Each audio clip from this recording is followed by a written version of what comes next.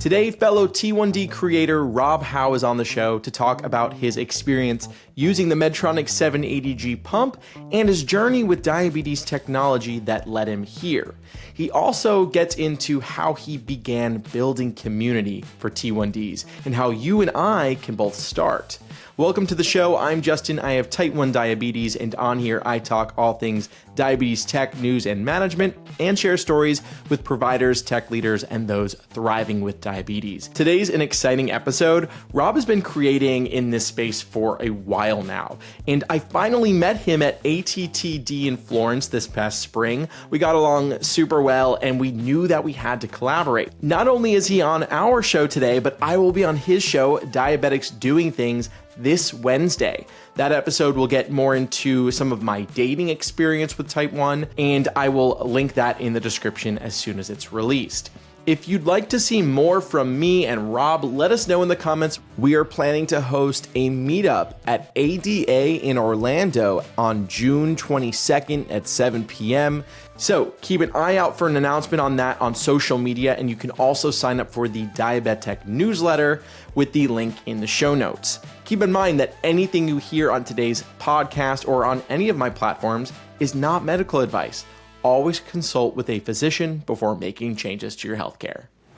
Today's episode is sponsored by T1D Exchange. You can directly make an impact on diabetes healthcare, treatments, and technology by participating in the T1D Exchange registry. It starts with a simple survey about your life with T1D, and it only takes about 15 minutes. After that, you'll have a personal portal with ongoing T1D study and survey opportunities. Plus, some of these studies even offer compensation. Signing up with the link in the show notes helps support my channel, and it allows me to continue putting out free content. You can sign up at t1dexchange.org/diabetic or click that link in today's show notes. Rob, you are on the podcast. How cool is this? Welcome. Thank you so much for having me, Justin. I am so psyched to be here on Diabetic, man. You're doing an awesome job, and it's just a pleasure to be here. Thank you. Yeah, for the longest time, you were in the ether on social, and I always knew about you, and we finally met at ATTD, had a great dinner and too much steak, but it was a wonderful time. Why don't you just start off by introducing yourself to all my viewers? Yeah, for sure. So I'm Rob. I've had type 1 diabetes for 19 years, going on 20. And I've been the host and founder of Diabetics Doing Things, which is primarily the Diabetics Doing Things podcast. My co-host Eritrea as well has been co-hosting with me since 2020.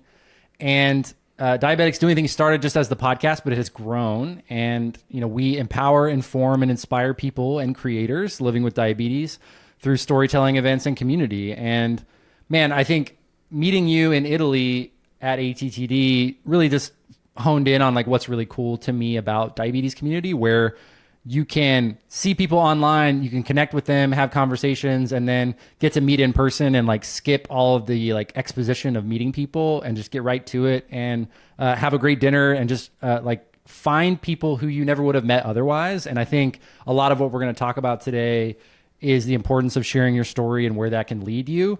Because if you had told me when I started the podcast that I would run into you in Italy, 3,000 miles away from home, having dinner, talking about diabetes and our life with diabetes, I would never have believed that. So like, there's still a lot of magic to be found in raising your hand, saying, hey, I have diabetes and I want to be a part of something bigger than myself. And if you take nothing away from this interview, that's what I'm here to tell you. And I guess like my claim to fame is I was the first type 1 diabetic member of the Washington Generals playing basketball against the Harlem Globetrotters. So that was my entry point into the diabetes world. Oh, wow. Yeah, we're gonna have to unpack that. You've done such a great job at building community, and we're gonna get into that as well, because I want to learn from you how I think I've gotten down on social media how to do it, but I want to meet people in person more, like meeting you and meeting everyone at these conventions.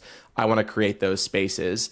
I think before we get to that, though, I want to go way back. So you said it's been about 19, 20 years with diabetes. So, you were 10-ish years old when you were diagnosed.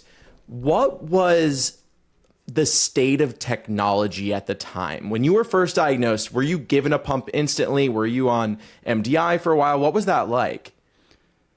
Yeah, it's interesting. So I was diagnosed in 2005, and I was 16. I appreciate you not aging me too much, but like, yeah, I was 16. So it was a really interesting time in technology in general and in diabetes technology. So today, the ADA standard of care is a hybrid closed loop automated insulin delivery system. Back then, it was not. And even CGM was in extremely early stages. So even when my doctors were telling me about what the future of my life was going to be like with diabetes, they were talking about the technology that exists and is out today. They were like, hey, one day you're going to be able to look at your pump or your phone and you're going to be able to see your blood sugar on it. Like, that's going to be amazing. And, now obviously people who are diagnosed or in the last few years, like yourself, like from day one, basically you've been able to do that. And so it's weird because I had a flip phone at the time. Like, Google was very early. It's like if you were using Google in 2005, you were definitely like an early adopter. So technology was in a weird place. So I was on, and at the time, I think many people who were diagnosed before or around the same time, they used to make you be on multiple daily injections for at least like 6 months to a year before they even explored the opportunity of doing anything different. It was kind of like a really standardized, the 15 carb rule, the 15 minutes rule, like all of these very standard sliding scale type of carb counting and long acting insulin. And I think I started on like Novolog and Lantus, and like, hey, here you give your Lantus at night once a day. You're going to dose for carbs. Here's how you count them. And that was my life for the first 2.5 years of my life with diabetes. And it wasn't until later because, and this is interesting too. Like at the time, there wasn't a diabetic channel that I could go and learn about diabetes technology. There was no Diabetics Doing Things where I go see other people living with diabetes. And so it was kind of hard to make those decisions. I relied heavily on my care team, and my endo at the time was a 90-year-old woman. So like we didn't have a ton in common outside of like caring for people. She was great and we had a good relationship, but from a social standpoint and like, she wasn't as interested in technology as I was, and she wasn't, I was a college student and, really concerned with like appearances and like trying to be cool. And, the main reason I sort of resisted an insulin pump at the beginning is because I didn't think it was sexy. I was like, I wanted to be sexy above all else, at 19 years old. And so, those conversations, I think, she finally encouraged me. She's like, I think a pump would be great for you. So my junior year of college, I did switch over to an insulin pump, and it was the MiniMed Paradigm 550 Revel. And so there are actually many people in the DIY community who still use those pumps because of their ability to be sort of hacked, for a lack of a better term, and be used in hybrid closed loop DIY loop systems. Yeah, I'm excited to ask you a little bit more about your journey with tech, especially when it comes to MiniMed, because my video dropped a few weeks ago on like Medtronic's whole history with MiniMed up through their implantable insulin pump and where they are now. And I learned a bit about the paradigm, but I do want to just touch on, you said that pumps didn't feel sexy to you. How long of a period did you have the option of getting a pump to when you actually got it? Did you resist for a while?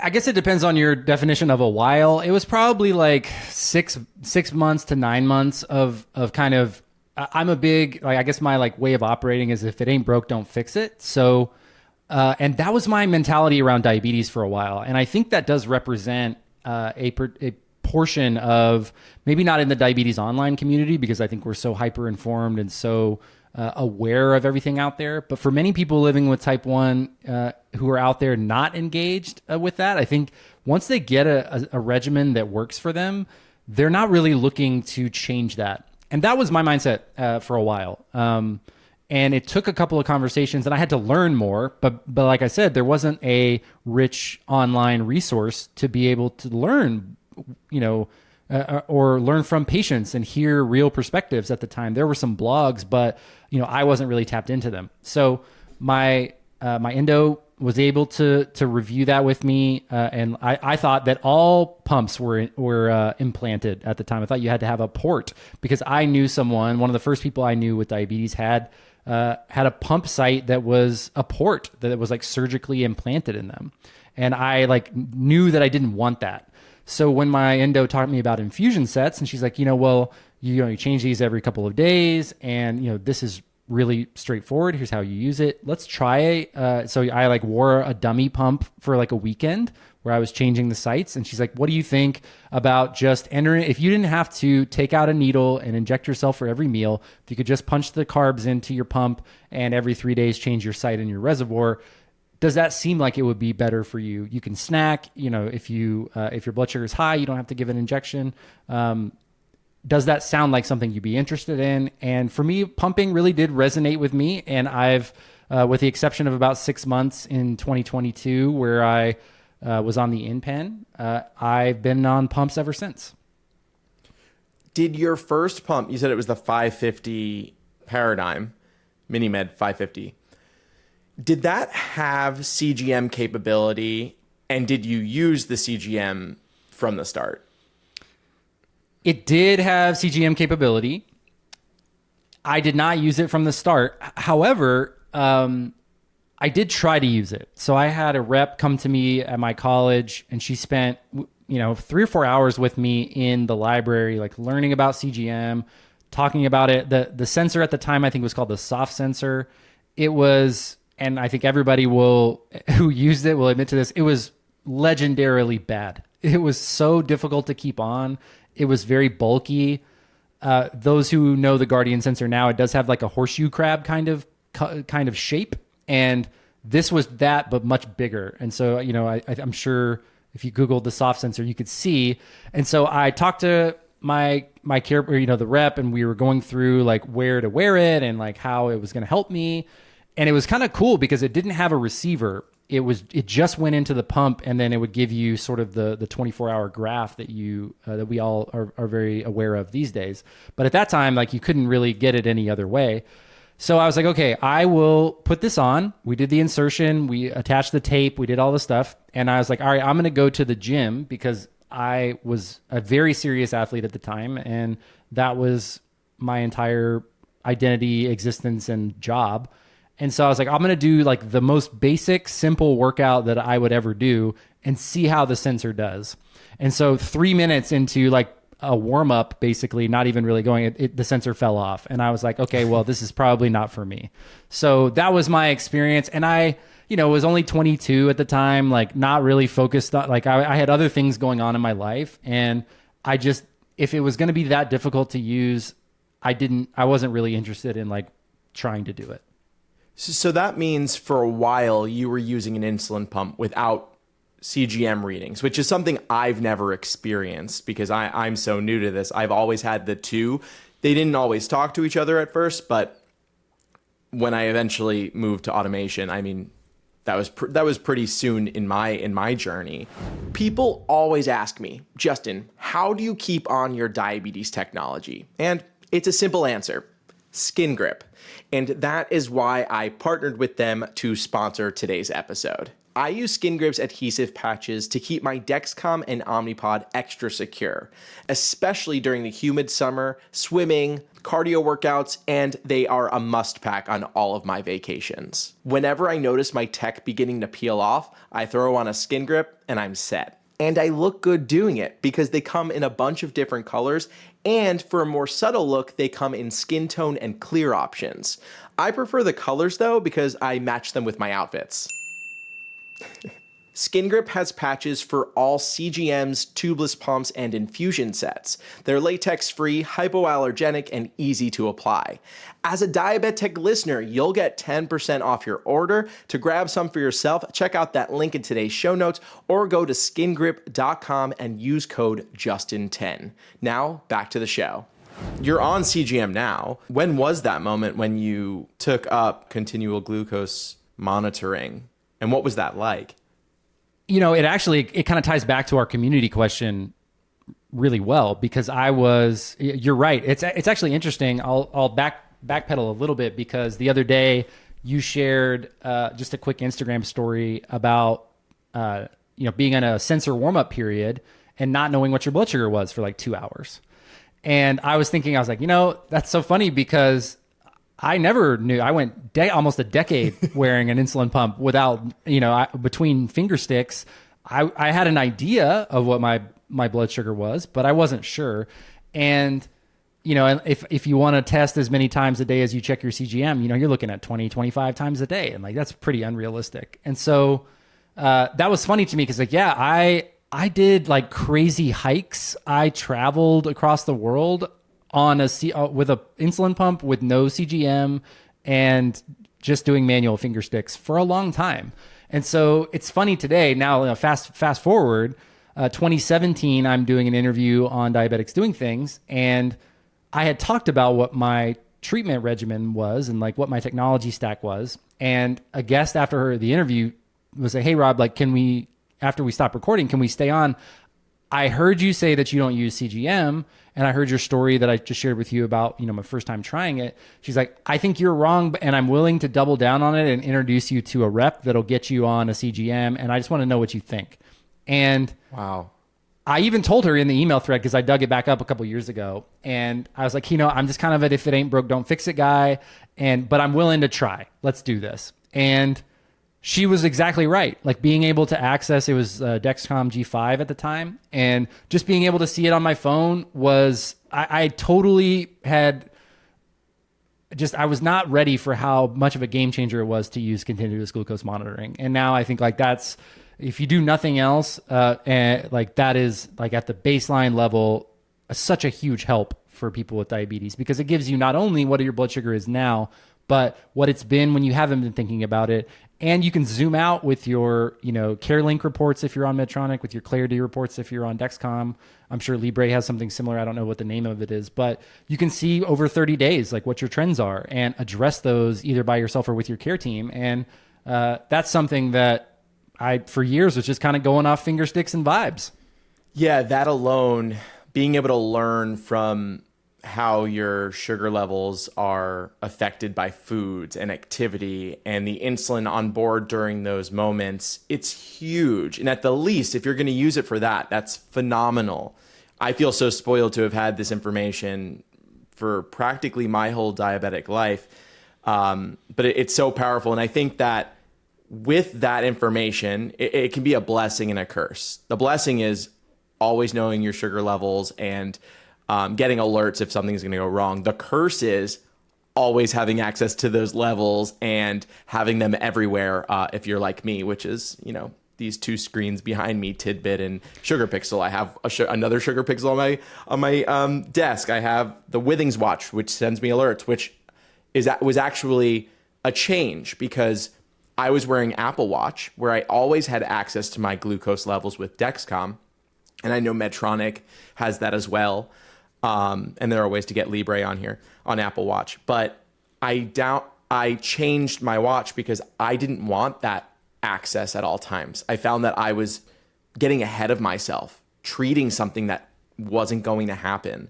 And so this has been a nice, somewhat of a back pedal. And it's cool that you've kind of been around for all of it. And I'm sure, and correct me if I'm wrong, you having experienced all that time without it, you're good if you want to disconnect, I do think sometimes it's important to be able, like, I don't know, Seneca and anybody who are like stoics out there or like, fancy themselves stoics. He talks about like at any given time, you should reduce yourself to the bare minimum so you remember what it's like. And so I do think that there is a lot of, I think diabetes gives you a key insight into your body that most people don't ever think about. Like, oh, this food makes me feel this way, or this activity makes this happen in my body.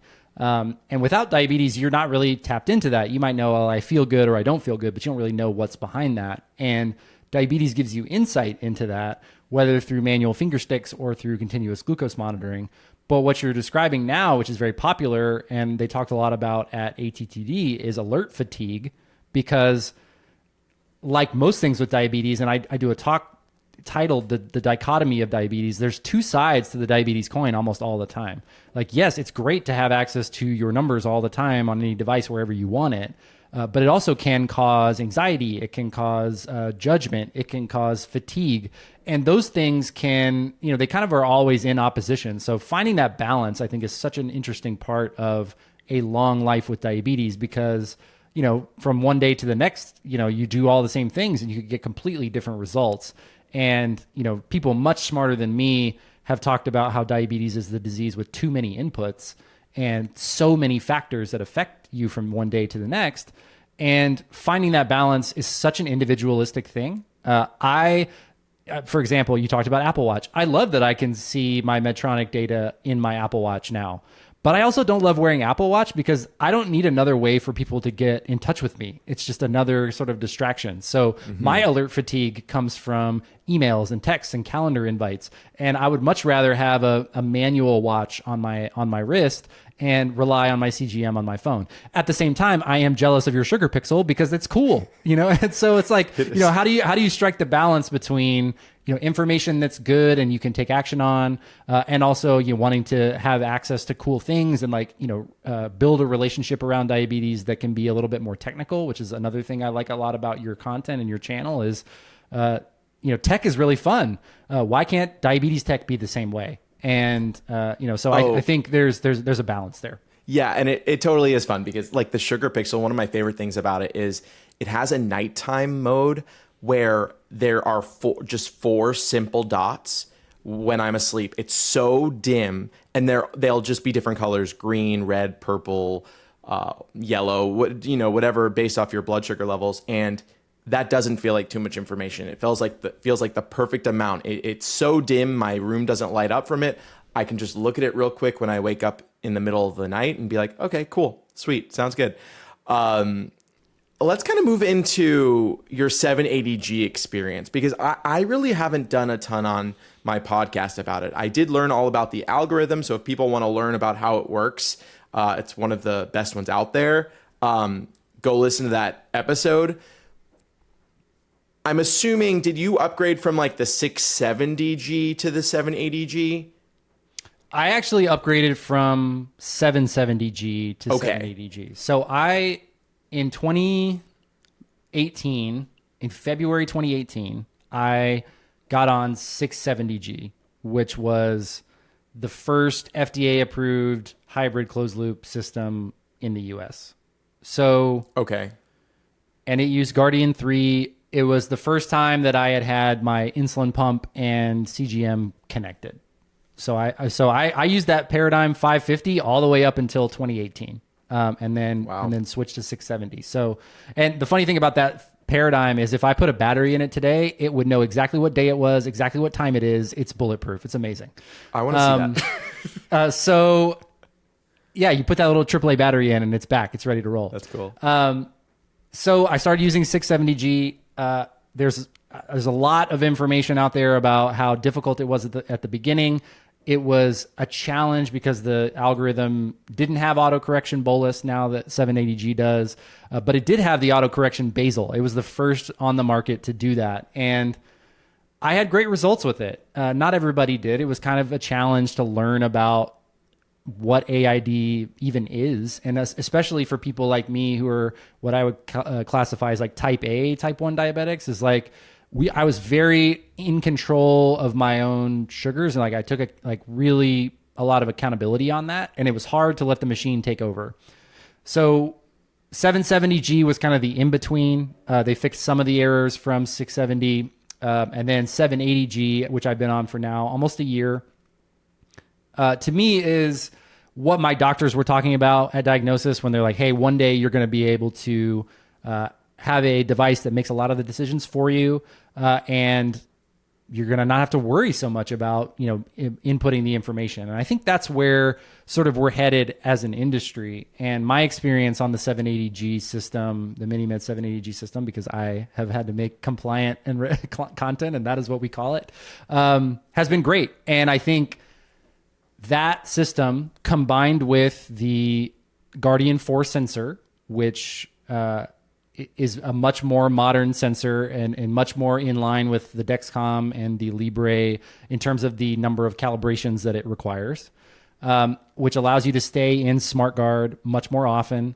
as well as the 7-day infusion set, the extended wear infusion set. Are you using that one? Yeah. Okay. I am. Yeah. And I think the combination of all three, of all of those kind of at one time, has taken my burden of diabetes, like responsibility and time I spend managing my diabetes.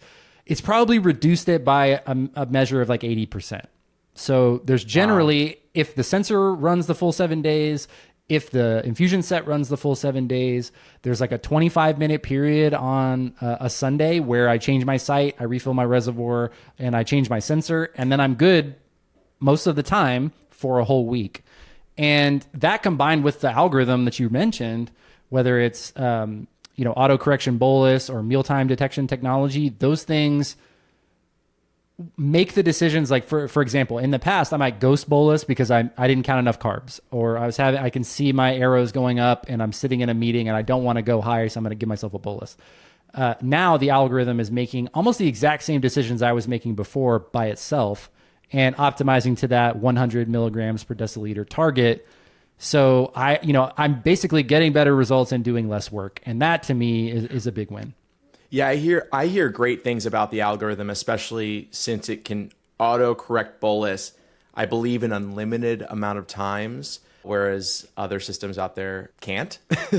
and it does a great job. There are trade-offs maybe with some of the hardware, warm-up time with the CGM, complexity of the CGM. What has been your experience with the Guardian? I hear mixed things. I know that they did upgrade it over the Guardian 3. How's the Guardian 4 been working for you? I think compared to the Guardian 3, the Guardian 4 is better in literally every way. I think where people get upside down about it is if you come from a Dexcom G7 or even like a Freestyle Libre 2 and now 3, it's a larger sensor. It's more complicated. It has the transmitter that looks like a horseshoe crab. And I think because there's more components, it's just a little bit more clunky than some of the others that people might be used to. And the Guardian 3 also required 2 calibrations a day, like a calibration every 12 hours. And it would sometimes kick you out of SmartGuard. Prior to that, it was very difficult I guess it was just inconsistent. If your blood sugars were, going up and down like a great deal during the day, it would ask for more calibrations than you probably wanted to give it. So, again, from a testing, like a manual finger sticks perspective, it's taken that down probably 99% from me compared to Guardian 3, and keeping me in SmartGuard. It doesn't wake me or my wife up in the middle of the night, which the first 3 days on the pump, I woke up in the morning and I looked at it thinking it was broken because it didn't ask me for a calibration in the middle of the night. And no, it wasn't broken. It was working great and I was in range and I felt great. So that took some getting used to. And I think that's just a little bit as well of the progression of diabetes technology. If I could compare it to, consumer tech, we all remember when the iPhone came out, the first 2G, silver iPhone, and it had no video camera. It was very difficult to text and even get email. The browser was really limited. And that to me is like 670G, 770G. But then iPhone 3GS comes out and we've got faster network. We've got the ability to shoot video. And now this whole world kind of opens up for us. And then by the time you're at iPhone 5, 6, and down the line, we get really used to this exciting technology that we start to take for granted. And I think that 5 years from now, regardless of what system you're on, you have a much more opportunity to take your diabetes for granted because the technology is going to be working for you in the background. Yeah, and I'm super excited about the Simplera CGM coming out for Medtronic. It's disposable. It still lasts just 7 days, which is shorter than the competition out there, but it does allow you to overlap sensors. It's built into the app. 2-hour warm-up, which is a bit long, but you could put on a new one while the other one's still going. And that 2-hour warm-up won't matter because you'll have readings as soon as the other one starts up. So that's pretty cool. Are you going to switch to that as soon as it's out, or it ain't broke, so you're not going to fix it? No, I thankfully have left that philosophy behind. Okay. I am going to switch. It just has fewer components, right? The insertion that I've seen online, they've talked about it and publicized it. It's approved in Europe, so I think you even got to insert one. It's much more in line with the other modern CGM systems, latest and greatest. So yeah, I'm excited for the new sensor. It's a smaller footprint. It's easier to insert, and like you said, has the overlap capability. So yeah, whenever I get the chance, I will be switching to Simplera. Yeah, if y'all listening, watching, want to learn more about Simplera, I talked to Medtronic all about it. There's a video, and it's also my podcast, so you can listen to it. What's your advice for anyone who's switching to 780G or getting on 780G, a pump for the first time? That's good. That's a good question. I think everybody is so different. So like I've worked with Medtronic for many years, and I think, there comes with that like a perception that I'm not going to recommend another product to someone, or that, they're paying me to use the product, and if I had my choice, like I wouldn't use it. But those people don't really know me. I'm kind of a psycho about like making sure that what I have is working the best for me. And so advice to somebody switching to 780, I would just ask yourself, like, what are you switching from? If you're coming from multiple daily injections and standalone CGM, I think that transition is probably going to be the easiest, where, now you don't have an experience with a pump, about CGM, but it hasn't been like making decisions for you. So I would just say, follow the instructions, work with your care team, work with your pump trainer, and just let it do its thing, because you'll learn from it as well. And I think that the new algorithm and the new connectivity between the sensor and the pump will really do well for you. If you're switching from another system, I think they're all different. They all have their kind of quirks. I think when you talk about other brands like the Max Correction Bolus, or the 3-day wear, and like and it yells at you, whatever those like kind of quirks are, you just have to learn the language of the pump. So for me, the 7-day wear infusion set and the 7-day sensor life, they line up really well when everything works right. And making sure that all of my settings are entered correctly into the pump really makes things pretty straightforward. And there's even studies that show like 70% time in range has been achieved with no bolus indication. So like no boluses for any meals, just letting the algorithm do what it does. And over the life of the study, patients were still able to achieve 70% time in range. So if you can trust it, if you can kind of let go of that sort of, type A, really like highly controlled diabetes experience, I think you can be surprised at, what that can give back to you. And that's their campaign of like, what do you get back from using the pump? And I think it's certainly a marketing campaign, but it also is very true, is like you all of a sudden have a little bit extra capacity to live your life and to kind of improvise things, which I love to do. I love to be spontaneous. I love to not plan things out all the way sometimes. And that can get you in trouble with diabetes, but it's all about trying to be as prepared as you can. And I find that I'm able to meet the demands of my life much more easily by using the 780G system. Yeah, and that's the goal. It's where we're headed, is the algorithm that can take full control, not need you to pre-bolus, log carbs, anything like that. The 780G is one step toward that, a very large step toward it with their meal detection. There's DIY open source apps that are being used closed loop. And these companies are all talking about that next step to a fully closed loop system, achieving 70, 80% time in range with zero user interaction. That is the goal. And I touch on that in my journey to an artificial pancreas video. Before we step out of this and move to community, did you use the InPen? I feel like someone told me you did like a moment on the InPen. I did. Yeah. I used it for 6 months. Okay. So for everyone listening, watching, if you don't know what the InPen is, it is a smart insulin pen. Kind of has the brains of an insulin pump. It knows your insulin on board. It knows your CGM levels, whether it's connected to a Medtronic CGM or you just put them in with your other sensors. You put in that information, then it recommends how much to bolus for. It can do half increments of units. What was that experience like on that? Well, the reason I did it is because I was using an insulin formulary that was giving me really bad scar tissue. And so all of my infusion sets became really inflamed, which were causing them to fail at a much higher rate than normal. And it was just making me miserable. So I went to Medtronic and I was like, hey, I'd like to try the InPen. What does that process look like? And you're right. It's a smart insulin pen. They call it a smart MDI. So one of the challenges I think for people who live on multiple daily injections is that, do you remember that you bolused, or did you forget to give your nighttime insulin dose? And having the app basically remind you of that and be able to see your active insulin on board. You can enter your carbs as a carb calculator, just like a pump, and you're able to see, what your glucose is. It connects to your CGM. It's also the only Medtronic product, at least, and if this has changed, I'm not sure, but it also integrates with other CGMs, so you can use the. I think the way it works, at least with Dexcom, is there's a 3-hour lag, so it won't be in the moment. You couldn't use that information, but you could look back at graphs. The Medtronic CGM is the only one that syncs in real time.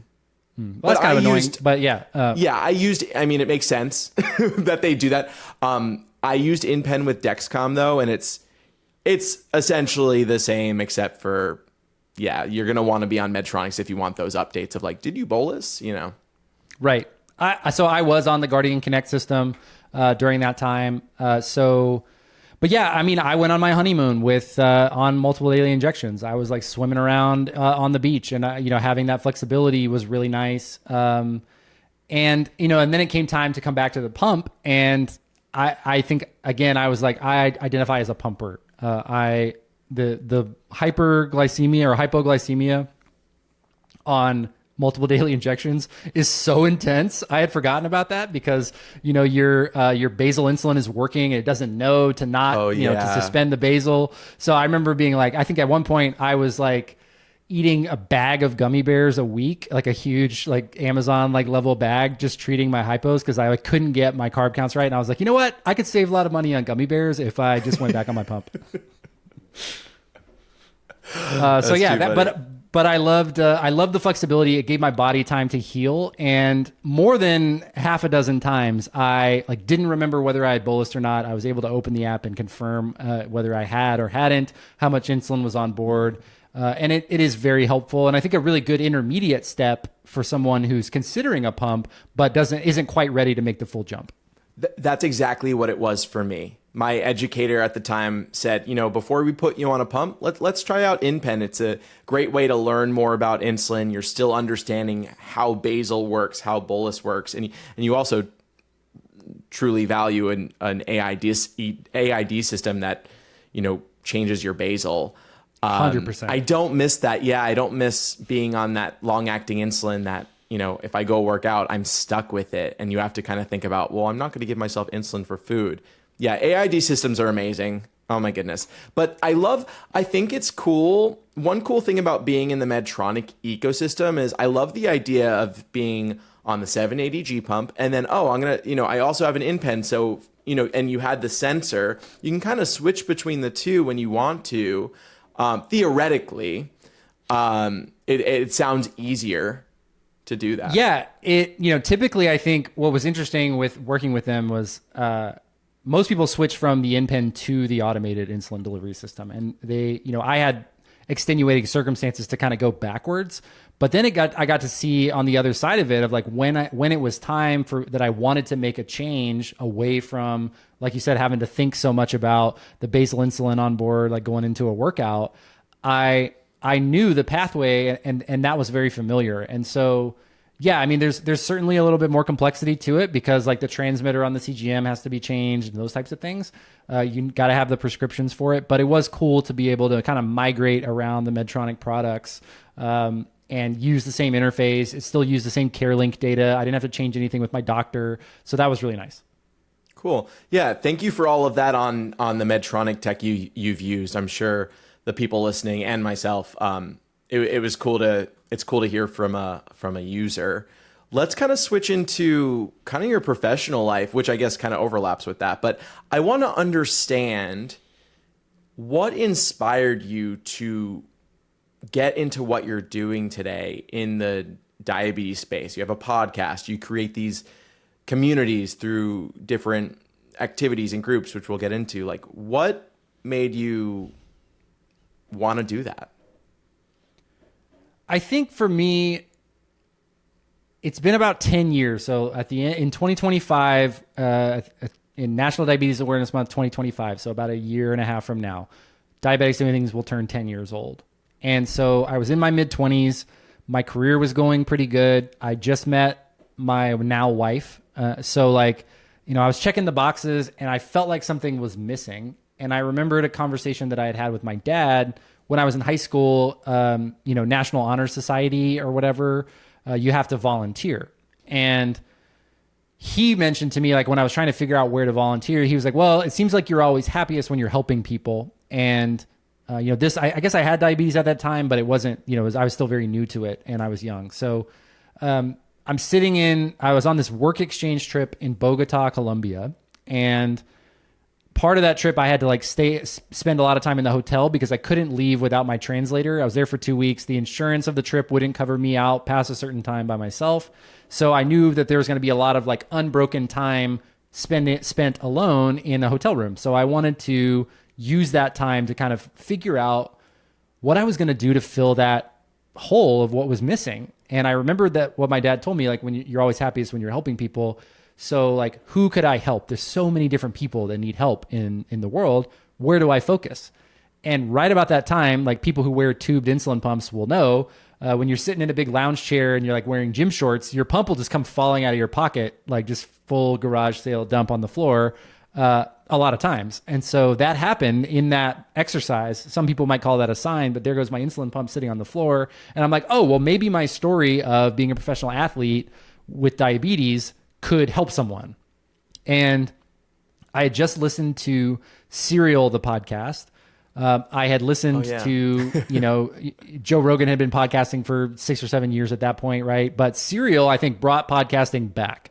And everybody was talking about it. It was really interesting. And it wasn't as easy to set up as it is today.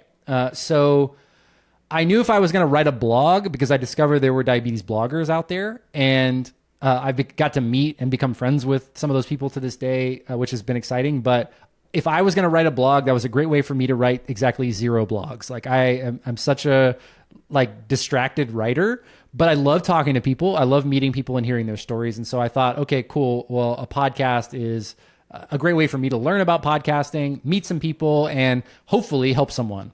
So I committed to doing 10 episodes. And I said, if one person reaches out and says that this helped them, then I'll keep doing it. And I think we're about to publish episode 280. We did about 50 episodes of another kind of mid-series in 2019 called Tools of Type 1s. And yeah, we're still going. And so that was the start. I never imagined what it would bring to me in friendships, in knowledge, in being exposed to people's story who I never would have met otherwise, who have become some of my closest friends. And, you know, so I'm a huge proponent of sharing your story and opting into, no matter, you know, you don't have to be an amazing achiever. You don't have to have like broken some crazy record or done some amazing accomplishment. Being who you are could be the thing that saves someone else's life. Like, it could be that serious.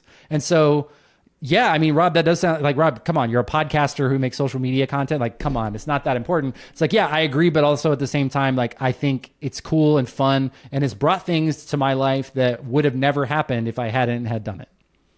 Yeah, I totally understand that, because when I started doing this at first, I found that people online were really helping me understand my disease because I was so new to it. TikTok essentially diagnosed me. And then I found that I would make a video talking about just something I learned, like even as simple as this apple has 16 grams of carbs. I learned that today. And getting a comment or 3 saying, oh, wow, thank you so much. I had no idea putting out such a small fragment of information could really help people. And then, of course, getting messages of these little things that you do not expect to have much of an effect, to have a large one.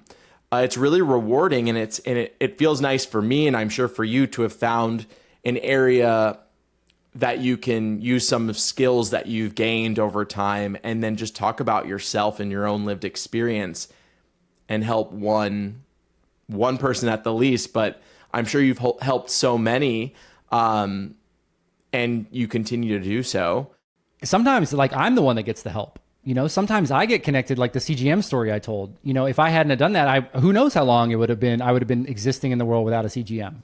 And so the thing that I'll do as we move on to the next question is, like, never underestimate the impact your story can have on someone else, because you may not go viral. You may not have an awesome YouTube channel. You may not do XYZ, but someone at the right time, because of the power of social media and technology, could get that information in a way that you have no idea how impactful that could be for them. So don't talk yourself out of it. Oh, absolutely. I mean, you're bringing ideas to my head. Like, I wouldn't be on my open source app right now if it weren't for someone messaging me saying, have you heard about this? Try it out. I wouldn't have a live feed of my glucose levels on my phone home screen right now if it weren't for someone a few days ago saying, hey, have you checked out this app? And now what I feel like it is my position to now, having been told this, to share it with the world. And I'm going to, so stay tuned. This is a super cool feature. That's exciting. Yeah, you can be in a meeting, tap your phone, see your blood sugar. You don't have to take a pump out of your pocket. You don't have to grab it. It's so easy. I was on a date yesterday, a couple days ago, and I had my phone here, and even having to open up an app can be a bit much. Having to unlock my screen, then go find the app, tap on it. This, literally, I slid my phone out, looked at the number, and put it right back in. It was kind of amazing. I was like, this alone, they should call it like diabetes dating live. I don't know. It's amazing. You're giving me ideas, man. These are conversations that need to happen. Very cool. Right. So tell me about some of the other communities you've created. You've got the people that are listening to your podcast. What about these in-person events you're doing? I know there's like pickleball, which I love. Tell me about the work you're doing there. So we, as Diabetics Doing Things has continued to grow, I think it requires more focus. And coming out of the pandemic, I think pre-pandemic diabetes community, at one point I was like speaking at a JDRF summit probably every month. I think I did 25 of them between like 2018 and 2020. And I would try to always coordinate like a local meetup, either at a bar, restaurant, coffee shop, just to bring people together, no real agenda, to just have a fun afternoon. And obviously during the pandemic, there were a lot of virtual groups, there were a lot of Zooms, and there were a lot of, social media kind of digital communities. But I really felt that there was that in-person connection was missing, and we hadn't brought it back yet. So last year we just, and this kind of comes back to what we were talking about how do you get involved in the community. Sometimes you just got to be the change. And I would love to tell you that we have this extremely dialed in complex engine behind Diabetics Doing Things that allows us to do this. But it really is just three people coming up with ideas and figuring out a way to execute it. And not every meetup has been 50 people who have their lives changed and walk and leave with no diabetes problems anymore. Sometimes it's just 10 people in a coffee shop sharing each other's, personal stories, learning a little bit, and then going on about their day. So we got Diabetics Doing Things into three things. We've got the podcast, we've got our programs, and we have events. So I'll start with events. We have Diabetes Legends Basketball Clinic, which we're doing in June in Dallas and in September in Denver. And that's basically just a basketball camp, but it's for kids with diabetes. And we get to bring in a diabetes legend like Gary Forbes, the last guy to play in the NBA with type 1 diabetes, and Lauren Cox, who was the number 3 overall draft pick in the WNBA in 2021 and lives with diabetes. And so you get all the good vibes of diabetes camp. I watched your diabetes camp episode, all those like amazing experiences where kids are coming out of their shell, they're meeting each other, they're learning. We condense that down into a half day. And then you get to see someone who got to live kind of beyond what people expect people with diabetes to be able to do, and see them and touch them and get their autograph. And, the funniest part of the first clinic we did last year is like we had like a Sharpie for Gary Forbes to sign autographs. And then all the kids started getting the Sharpies and signing each other's t-shirts. And so by the end of the camp, all the campers' shirts were covered in each other's signatures. And the only requirement that I gave those kids that day at the camp is to make a friend with diabetes. And because I've seen in my life, like the clinical outcomes, like there's studies on, peer support in diabetes, like impacting HbA1c outcomes. And to see that all kind of packaged into one day, I was like, we got to do this as many times as we can. So we're doing it twice this year. It's going to be awesome. You mentioned the Pickleball Classic, which is a great way for us to kind of segue into our programs, because we needed a fundraiser, but the first three letters in a fundraiser are fun. And I wanted to bring in the non-diabetes supporters, people who don't live with diabetes but want to support what we're doing. And so the Pickleball Classic, pickleball is the fastest growing sport in the world. Pickleball people are very passionate. Like you said, it's a lot of fun. It's good for you to get outside. It's also accessible for people who you don't have to be an expert to come in and have a fun time. So we use that to raise money for our program via North Texas Food Bank, which helps us serve food insecure populations in North Texas with critical diabetes information. So there are 1.5 million meals served to North Texans who are food insecure by North Texas Food Bank every year. But when you see a big population of people, what do we know about it? That there's people there that have prediabetes and don't know that that Black and brown communities skew higher for type 2 diabetes.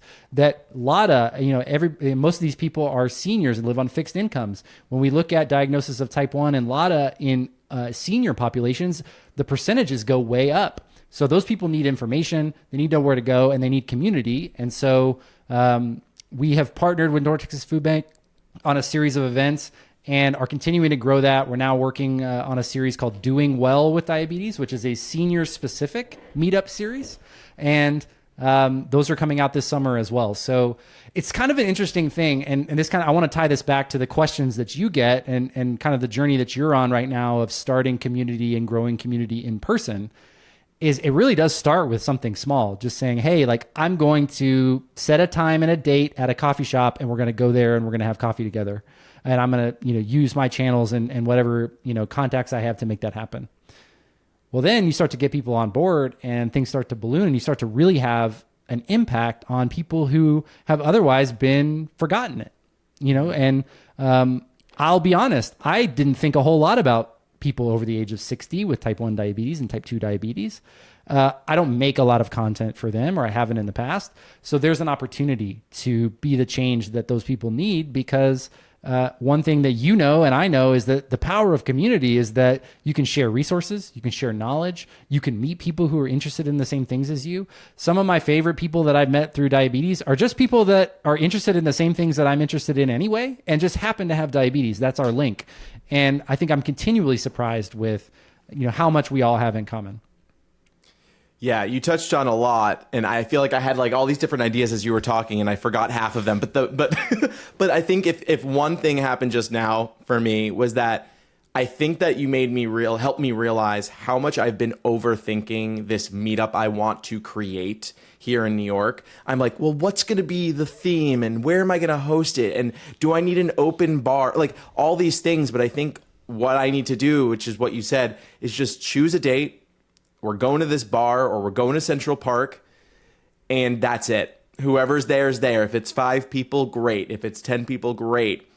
And then that meetup, those people will help inspire what comes next, what conversations you have. Maybe there's a more organized discussion next time because something came up. And I'm gonna do that. That's gonna be. I think I'm gonna do June. I love something. It. And I know that. Yeah.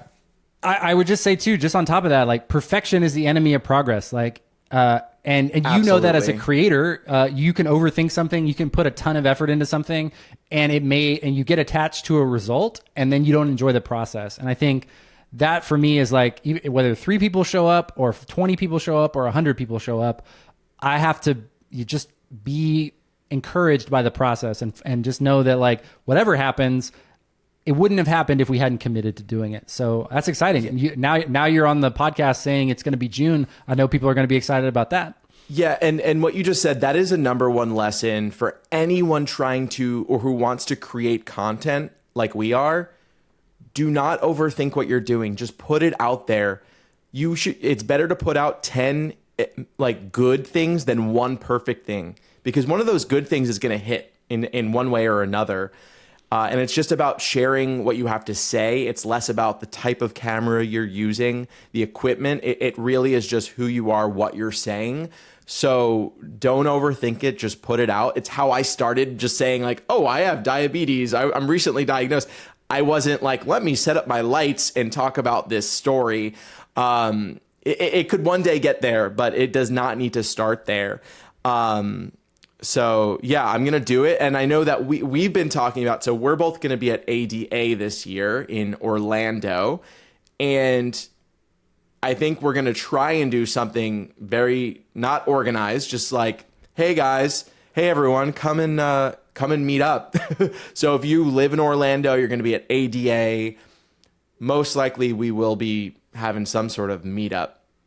Be on the lookout. We're going to make it happen. Yeah. We were thinking of calling it Diabetics Doing Things, which I love it. I love it. That's how collabs are born, people. You just commit. Just do it. Exactly. Yeah. So, I mean, I guess I just want to encourage people because, back to that perfection thing, there's so much about diabetes and what diabetes can teach you about life, getting attached to a number, being overly judgmental. We had a guest on the podcast that released this week, which, will be a couple weeks past when this goes live. But Sam Tolman is talking about mindfulness and diabetes. And there's so much that diabetes can teach you. And I think that perfection is the enemy of progress is exactly that. I think we've come a long way in the way that we talk about diabetes, the way we talk about people with diabetes, and we're addressing really deep-rooted like stigma and really looking at health equity in a much like stronger way. But there's a lot of work to be done. And you out there listening to this could be the person that makes the change. And I talked about the mission and I mentioned creators there because I believe, and this is some kind of speaking into like the collaboration of community, because I think there are some people that are like, well, Rob's got a podcast, Justin's got a podcast, there's other podcasts out there. Like, is there space for me? And my answer to that is absolutely yes. And I will gladly welcome more people who want to be creators, because I believe the next great diabetes innovation is going to come from a creator who hasn't started yet. Maybe they haven't even been diagnosed yet.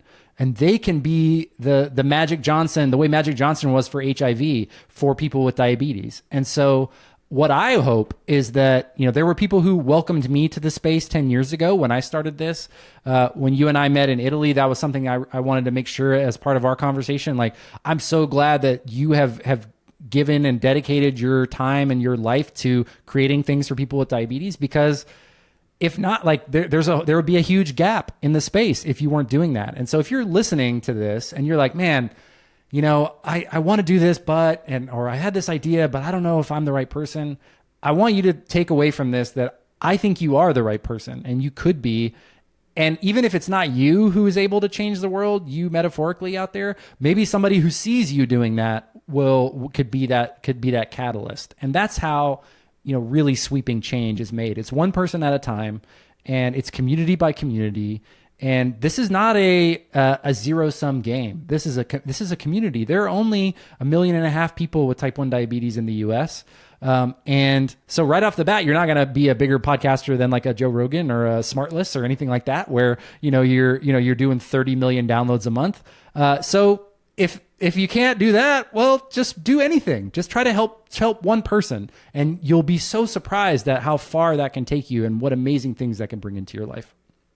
Wow. Yeah. I think that's a great place to end this. That was great advice. And I'm sure someone listening today is going to feel inspired to do what we're doing. I felt the same way, when I saw all the podcasts going on. I was like, maybe this is already happening. But then I realized I have something to share that I don't think no one said it the way I'm going to say it. Right.